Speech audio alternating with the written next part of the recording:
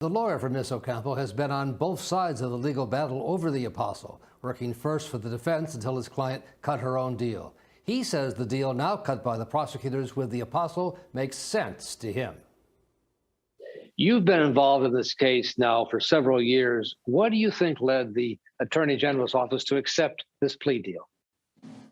No, at the end of the day, they want the surety that the apostle is going to be held accountable for his actions.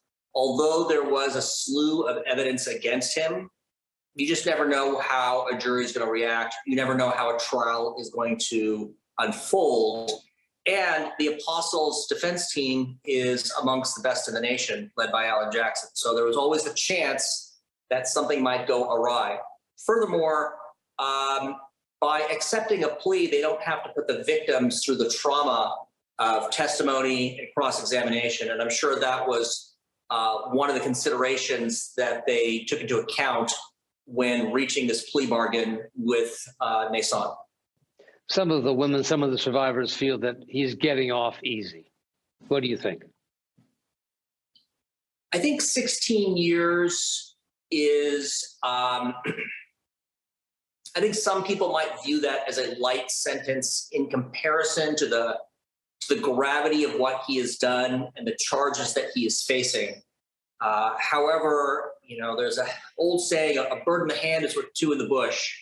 And, at the end of the day, he is pleading guilty to sex crimes. He is being sentenced to double digits. So, could the Attorney General's office have pressed for a few more years? Possibly.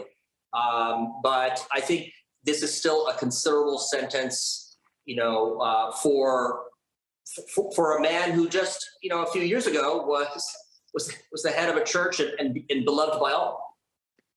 And now the church says, we will wait for you, suggesting they'll wait for him to come out of prison, that perhaps he can run the church from behind bars. What's that message?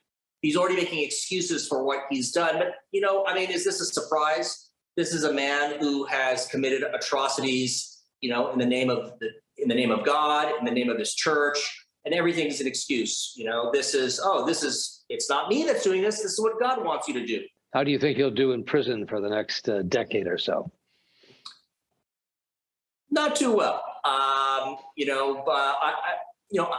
Sex offenders and people accused of molesting children always have a difficult time in prison. But, I'm sure he'll survive. I doubt it'll be happy. And it shouldn't be.